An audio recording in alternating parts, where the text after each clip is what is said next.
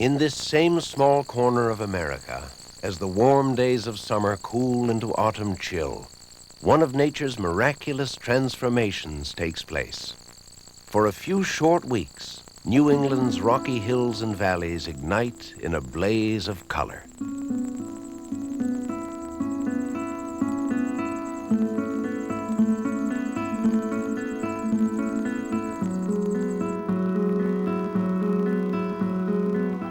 Far north, where the United States meets Canada, the change is perceptible as early as August. But as fall approaches, the riot of red, yellow, orange, and bronze marches south and usually reaches its peak during the first 2 weeks of October in the clustered woods of Vermont and New Hampshire.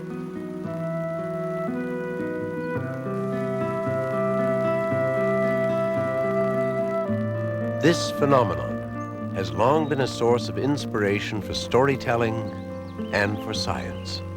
For centuries, Native Americans who made this area their home spoke of red leaves running with the blood of the great bear of the heavens, and of yellow being the cooking fire of the spirits.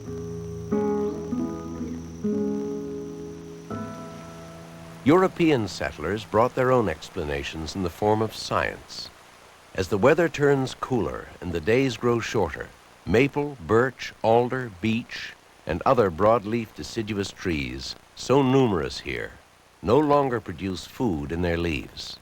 The decreasing amount of light and warmth makes the green chlorophyll decompose, revealing the bright colors that have been masked by the green all year. The result is an ever-changing kaleidoscope, different every day, different every autumn, due to tiny variations in heat, rain, and frost.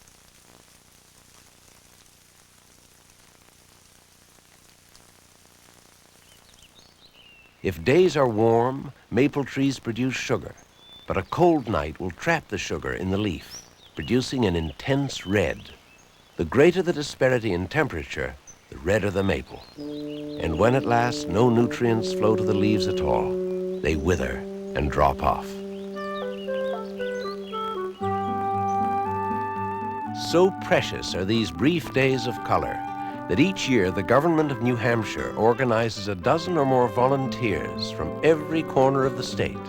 These leaf peepers call in to report on the latest changes in color as thousands of visitors flock to the White Mountains trying to catch the peak days.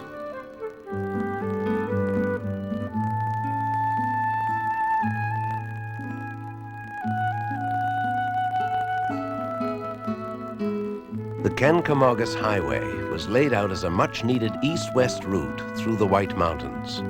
It offers leaf-watching vistas without parallel as it winds its way between the Saco and the Pemigewasset valleys.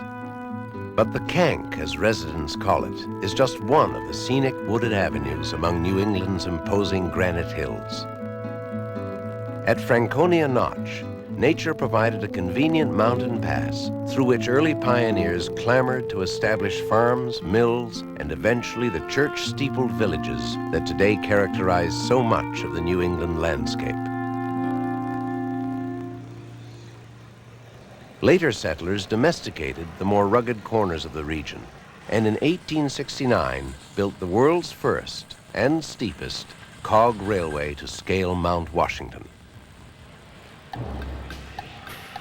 The railway was an engineering marvel, a new technology of tilted boilers and cog gears engaging a center rack rail.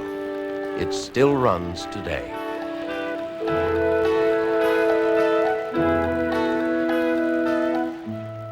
The settlers also built covered bridges. 54 still stand in New Hampshire alone. Covered to protect the struts and timbers beneath the roadway, these bridges, some would argue, also calmed nervous horses as they crossed the rushing waters below.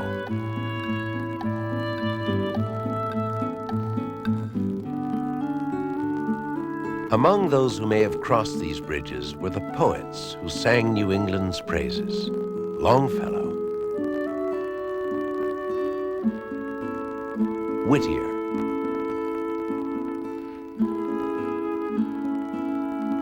and novelist Nathaniel Hawthorne whose short story, The Great Stone Face, memorializes this peculiar granite outcropping that has come to be known as the Old Man of the Mountain.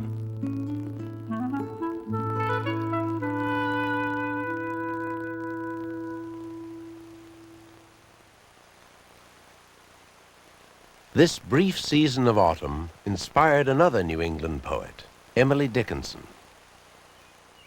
The name of it is autumn. The hue of it is blood. An artery upon the hill, a vein along the road, great globules in the alleys, and oh, the shower of stain when winds upset the basin and spill the scarlet rain. And also Robert Frost, who made his home among the stone walls and clapboard houses of rural New England. The same leaves over and over again.